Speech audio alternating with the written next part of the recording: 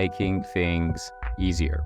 The way that I set up this home, the way that I do everything is to go ahead and support for me to be able to stay healthier, for me to be able to get more things done. Everything is to help me optimize my life. The way I look at it, it's a concept, it's a perspective, it's something that I've done for a long time now. A pull-up bar costs, I don't know, what, $50, $60.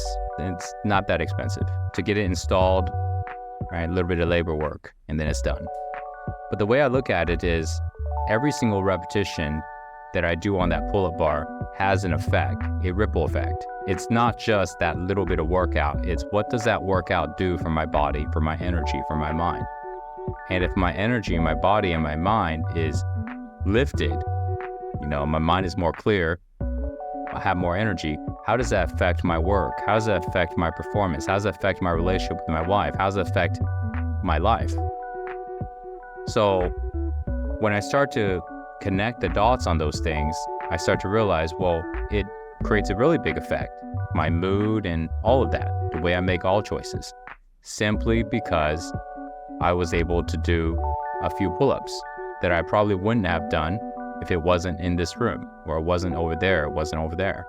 And the same thing for practice, right? Even if you did a really short practice, right? Or even like Sharab stretching in bed, right? Is it the perfect stretching routine? No, it's better to do it on the ground. But by stretching in bed, how does it affect everything else? Even though it's doing it in bed. So making it easier is so big because it creates such a massive ripple effect. So then how do we make it easier? So when I put up all these pull-up bars, the idea is that even if I was to do one pull-up on it, how would that one pull-up affect things? Having this bed here in the room, we put it there so this way, my wife and I, when our son's sleeping, we use this room and we hang out here. This is like our little private living room. Sometimes if I want to get really good sleep, I'll pull out that bed and I'll sleep in here because my son will wake up throughout the night and then I can actually get really good sleep in here, So even by having it easy to take down and move and put it on the ground and then put it back up, versus if I was to store it somewhere upstairs. We have areas to store it, but then I'd have to walk upstairs, I have to grab it and I have to bring it down. And then when we're done, I have to bring it back up. So what I found is that by making things easier, sometimes logically, it doesn't make sense because we go, I can do it, right? I can bring it upstairs when I'm done. Yes. But if we look at, instead of looking at what we can do and looking at it in the logical way, let's look at our actual behavior. How often do we not do something because it's slightly out of reach, because there's a small little obstacle, because it takes 30 seconds, right, to do, and then we don't do it?